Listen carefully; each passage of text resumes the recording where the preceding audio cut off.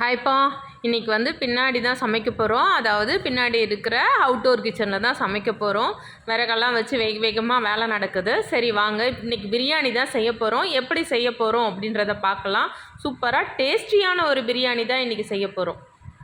இதில் என்ன போட்டிருக்காங்கன்னா, இவங்க தான் செய்கிறாங்க. இன்றைக்கி நான் செய்யலை. மண் அடுப்பில் சூப்பரான பிரியாணி தான் நம்ம செய்ய போகிறோம். நெய் ஊற்றிட்டு சோம்பு போட்டுட்டு பச்சை மிளகாய் போட்டிருக்காங்க, அவ்வளோதான். கருவேப்பிலை போட்டாச்சு. இப்போ வெங்காயத்தை அரைச்சி நம்ம சேர்த்துக்கலாம்.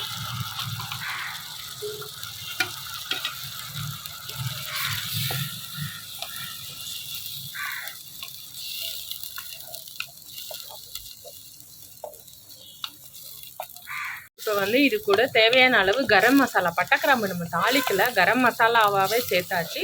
தேவையான அளவு உப்பும் சேர்த்தாச்சுப்பா. நான் வீடியோ எடுக்கல, அதுக்குள்ளே போட்டாச்சுப்பா. தேவையான அளவு தக்காளியும் சேர்த்தாச்சு. எல்லாமே அரைச்சி தான் நம்ம சேர்த்துருக்கோம். வெங்காயமும் அரைச்சி தான் சேர்த்தோம், தக்காளி அரைச்சி தான் சேர்த்தோம். கரம் மசாலாவும் அப்படியே தாளிக்கல, பவுட்ரு தான் போட்டோம். அளவு இஞ்சி பூண்டு பேஸ்ட்டு சேர்த்துக்கலாம்.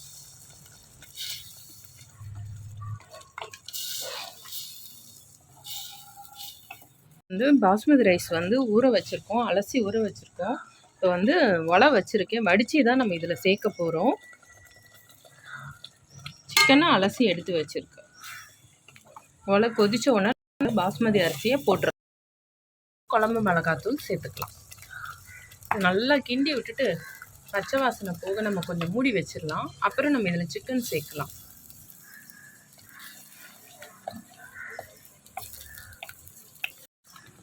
சிக்கனும் சேர்த்துக்கலாம். பச்சை வாசனை போயிடுச்சு, சிக்கன் சேர்த்துக்கலாம்.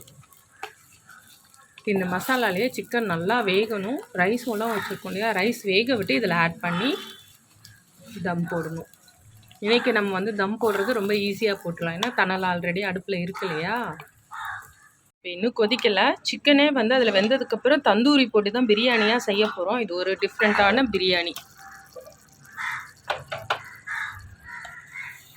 அளவு தயிர் சேர்த்தாச்சு, நல்லா கலந்து விட்டுடலாம். எலுமிச்சம்பழம் ஒரு அரை மூடி புளிஞ்சு விட்டால் போதும், புளிஞ்சிக்கலாம். இப்போ இதில் வந்து பிரியாணி வேகிறதுக்கு, அந்த ரைஸ் வேகிறதுக்கான தண்ணியையும் இதில் சேர்த்தாச்சுப்பா. ஃபஸ்ட்டு உப்பு சேர்த்துக்கலாம் கொஞ்சமாக, ஏன்னா மசாலாலேயும் உப்பு வரும். இப்போ வந்து ஊற வச்ச அரிசியை போட்டு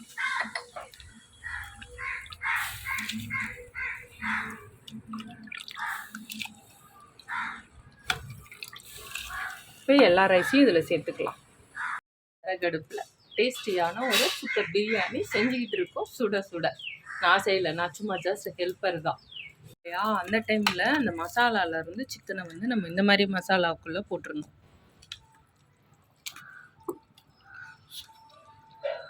தணல் அடுப்பில் இவ்வளோ வேகமாக எரியுது. அடுப்பு எரிய ஆரம்பிக்கிறது தான் அது, எரிஞ்சிருச்சுன்னா சூப்பராக எரியுது, நல்லாவே வந்துருச்சு.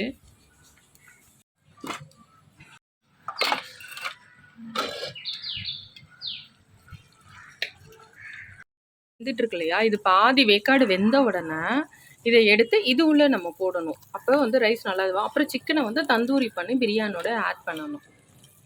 பாதி வேக்காடு வேகட்டும் ரைஸ். எடுத்து இதில் சேர்த்துக்கலாம்.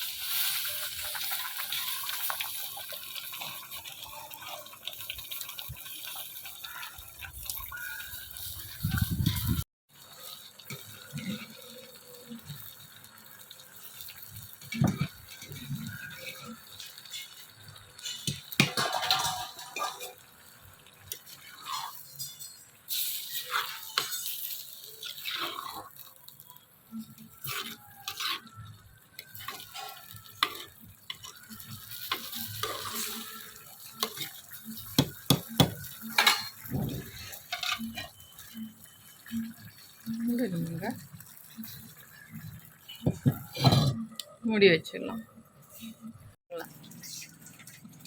எப்படி இருக்கு விமல் மேலே இருந்து பார்க்க? ஒன்றுமே, நாங்கள் மறைச்சி வச்சுருக்கோம். இப்படி மேலே இப்படி கவர் பண்ணி மறைச்சி இப்படி வச்சுருக்கோம்.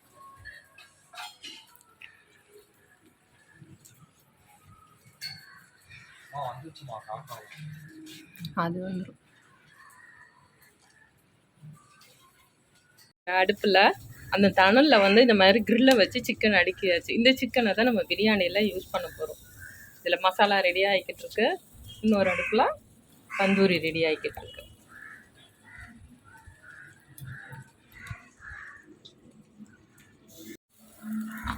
லைட்டாக நம்ம அப்படியே தந்தூரியை திருப்பி போட்டுடலாம். அந்த அடுப்பில் ரைஸ் வந்து விறகெல்லாம் கொஞ்சம் வெளியே தள்ளியாச்சு. ஒரு சிறு தீயில் இதுவாகிக்கிட்டு இருக்கு. இது வந்து நம்ம திருப்பி போட்டுடலாம்.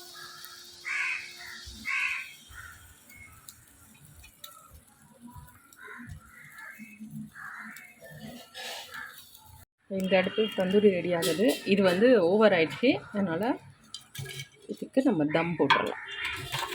இது எதுக்கு சிக்கன் அதில் போடுறேன்னா, அந்த சிக்கனோட வாசனை வேகிற அந்த தண்ணியில் வந்து வரணும். அதனால தான் இந்த தண்ணியில் ஃபஸ்ட்டு சிக்கனை போட்டு வேக வச்சு எடுத்துட்டு அப்புறம் தந்தூரி இது பண்ணுறோம். அப்போ தான் பிரியாணி வாசனையோட நல்லாயிருக்கும். இப்போ இதில் இருந்த தண்ணிலையே தூக்கி இது மேலே போட்டாச்சு. அப்படியே இருக்கட்டும். இப்போ இது தம் போட்டாச்சு. இங்கேயே தம் இருக்குது, அங்கேயே தம் இருக்குது. இது தணலில் வந்து சிக்கன் தந்தூரி ரெடி ஆகிக்கிட்டு இருக்கு.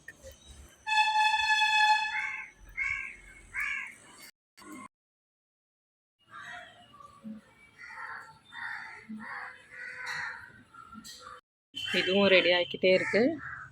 இதுக்கு ஆனியன் ரைத்தா ரெடி பண்ணியாச்சு. முட்டை அவிச்சு எடுத்து வச்சாச்சு. பிரியாணி மேலே வைக்க வேண்டியது தான். சூப்பரான சிம்பிளாக ஒரு பிரியாணி முட்டை, அவ்வளோதான். தந்தூரி பிரியாணி. கத்திரிக்காயெலாம் பண்ணலங்க, அவ்வளோதான். அந்த டைமில் ஒரு காஃபி வாங்க குடிச்சிடலாம். என்ன வேணும் கோல்டோ? பிரியாணி செஞ்சு டயர்டாகிடுச்சுல, அதனால காஃபி.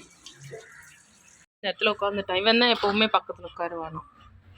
இது பெஞ்சில் தான் உட்காருவானோ, அதுவும் கீழெல்லாம் உட்கார மாட்டானோ. போல்டோ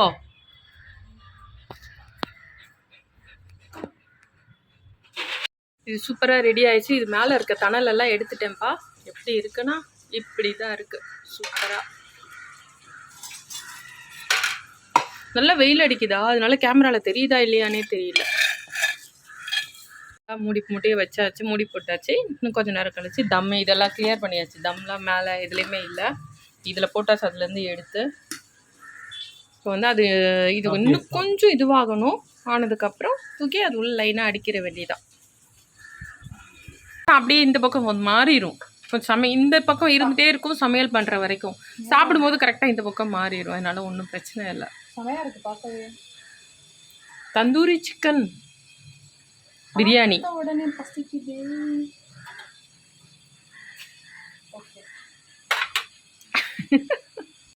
இது ஒன்று ஒன்றா எடுத்தாச்சுப்பா. எடுத்துட்டு இந்த பிரியாணி மேலே இப்படியே வச்சிடலாம். சூப்பரான தந்தூரி பிரியாணி ரெடி. ஹாய்ப்பா, இன்னைக்கு சூப்பராக விறகடுப்பில் பிரியாணி செஞ்சாச்சு. தந்தூரி பிரியாணி. சிக்கனை ஃபஸ்ட்டு அதில் போட்டு நல்லா எசன்ஸ்லாம் இறங்கணுன்னா திரும்ப சிக்கனை எடுத்துகிட்டு தந்தூரி போட்டு சூப்பரான ஒரு பிரியாணி செஞ்சுருக்கோம். இன்றைக்கி முட்டை எடுத்து வச்சுக்கலாம். பிரியாணிக்குள்ளே பீஸ்லாம் இருக்காது. சூப்பராக பொலபொலன்னு எப்படி இருக்குது பாருங்கள். அப்புறம் தொட்டுக்க ஆனியன் ரைத்தா. இன்றைக்கி எங்கள் வீட்டோட சூப்பரான ஒரு விறகடுப்பு தந்தூரி சிக்கன் பிரியாணி தான். வாங்க சாப்பிடலாம். அவ்வளோதான்ப்பா, சூப்பராக செஞ்சு சாப்பிட கிளம்பியாச்சு. உங்களுக்கு இந்த வீடியோ பிடிச்சிருந்தா லைக் பண்ணுங்கள், ஷேர் பண்ணுங்கள், கமெண்ட் பண்ணுங்கள், சப்ஸ்கிரைப் பண்ணுங்கள். அடுத்த வீடியோவில் பார்க்கலாம்ப்பா. பாய்.